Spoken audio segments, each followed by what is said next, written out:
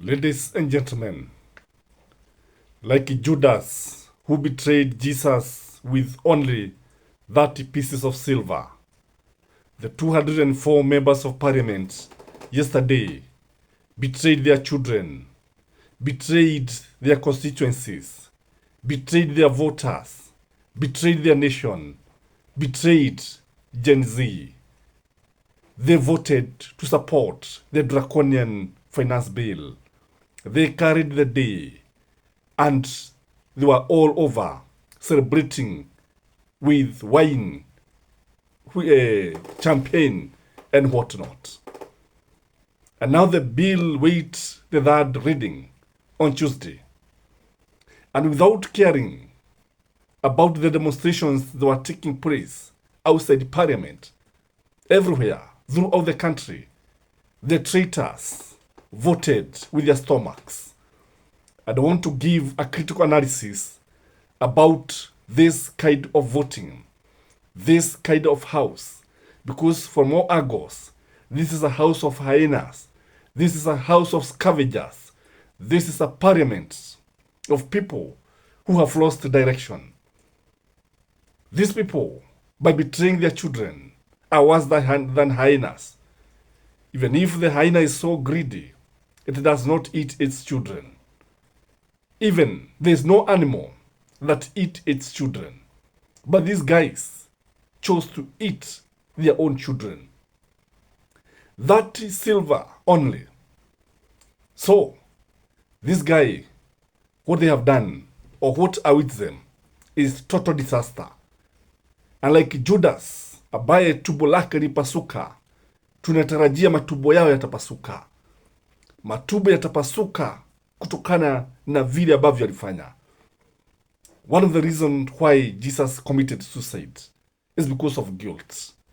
And I'm sure these guys are also going to commit suicide. In fact, they should commit suicide. Just like this is South Korea, where leaders who are hounded out of office, especially because of corruption, commit suicide, leave alone resigning, like it happens in Western Europe. And UK is very popular for this. So these guys, what they have done, they don't know what they have done.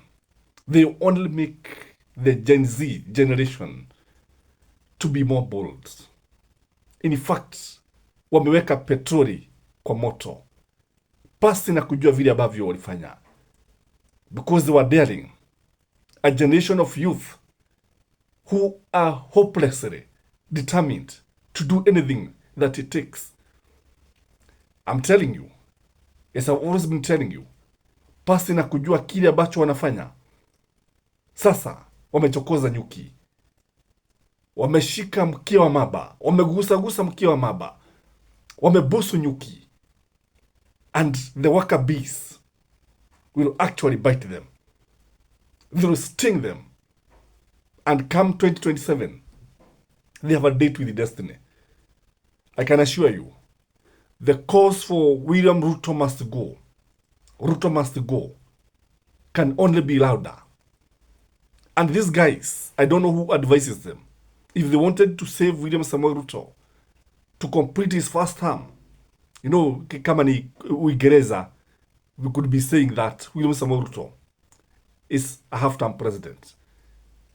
But now Kenyans are saying that he is a one-term president, which is true. He's a one-term president because he cannot resign. And when I look at these members of parliament, they cannot impeach William Samoei Ruto. And William Samoei Ruto need to be impeached like yesterday. So, what we are saying here is that they have a date with destiny, and they are only making it hard for William Samoei Ruto to rule this country. And if they wanted to save William Samoei Ruto, that's what I'm saying, what they could have done is to vote with the opposition, is to vote against this bill. And that way, they could have endeared themselves to the voters. And William Samoei Ruto could have gotten another chance, maybe to come up with another finance bill. But what we are seeing, Treasury is even trying to blackmail Parliament.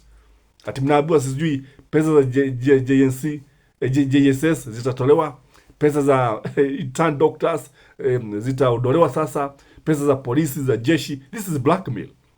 This is propaganda. I also noted that Mutahi Gunye was trying to say that these demonstrations have a foreign hand, that there is a foreign power that wants Ruto out. It is not true.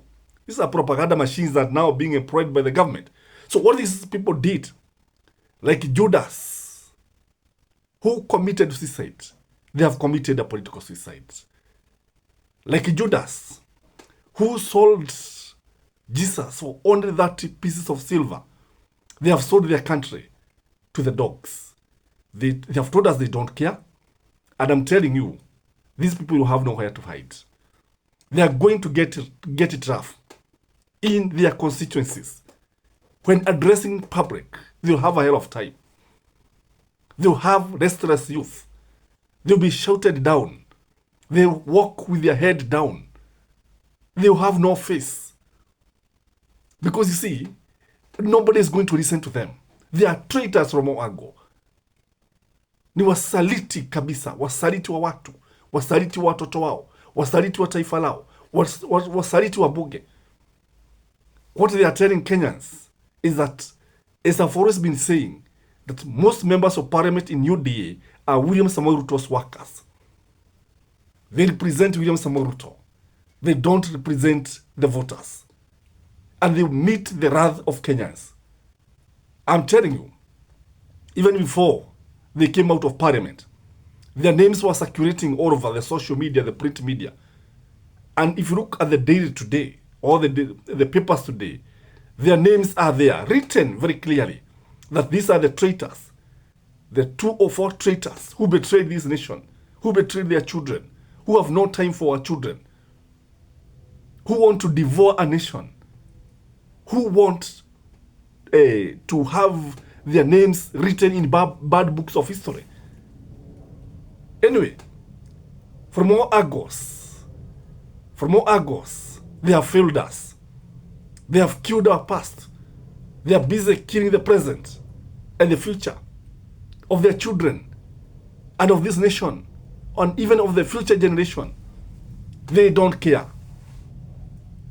What will happen is that the battle has just begun.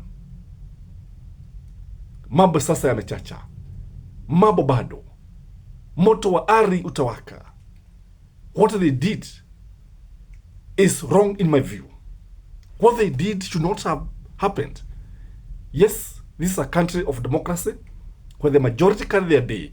But when you look at the parliament, if at all they represent the people, the majority did not carry the day. The majority are the voters. The majority are the people who are on the street. The majority are Kenyan citizens who rejected this finance bill. So, what we have is the will of William Samoei Ruto against the majority. It's dictatorship. This is what we call dictatorship. Parliament that has been robbed by William Samoei Ruto. Parliament that has been handpicked by the executive. Parliament that has been turned to be a branch of State House. And that is why I think Shikuku, wherever he is, his bones could be turning in the grave when you look at what is happening in Parliament. People like Masida Moriro, people like Matiba, people like Kibaki, people like Wamarwa, Jaramogi Oginga Odinga. I don't know what they would have said about this kind of people. When the history of this country will be written, these guys will occupy the chapter about betrayal. Betrayal of their own people. They occupy a chapter that will not be very interesting to read. And for sure, they have made sure that William Samoei Ruto is a one-term president. They stamped. Wamepiga mhuri, wameweka stakabadhi, wameidhinisha kwamba William Samoei Ruto is a one-term president.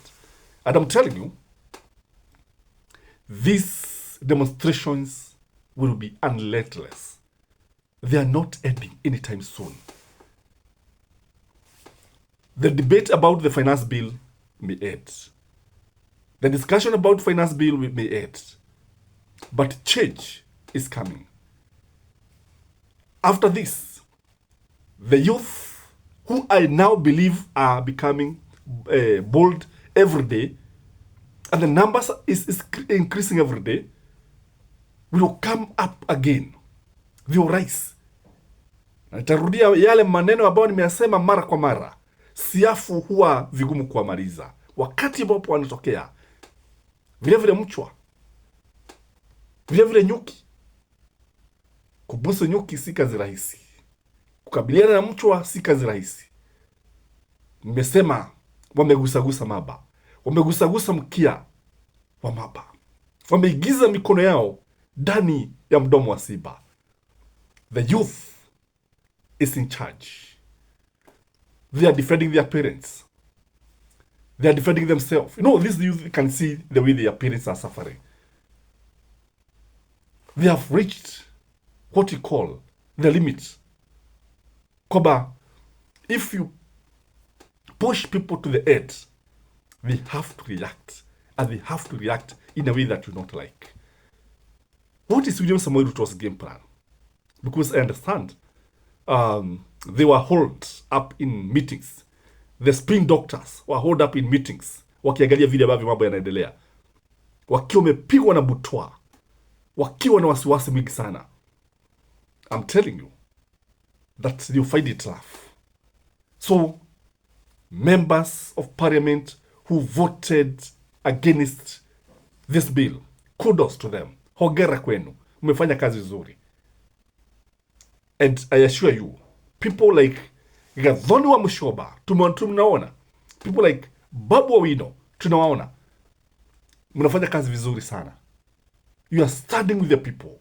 And that is what Kenyans want. We don't want traitors. We want people who stand with the truth, who stand with the people, and who defend the people's rights, and the people's freedom, and the people's opinion. Guys, again, I request you one thing. This Friday, as you watch this video, leave a like. Just a like. How I wish everybody can like this video, so that we can be able to move together. Subscribe to this channel if you have never subscribed to this channel. This is Gachie's Skyman TV. We are agent of change. We have been there. Even when Raila was rigged out, we stood firm. You cannot sway us. Huwezi hata ufanya nini. You cannot convince us otherwise. And we still stand and say that Raila did not lose the election. He may have lost the battle, but not the war. Aluta continuas. Aluta continua.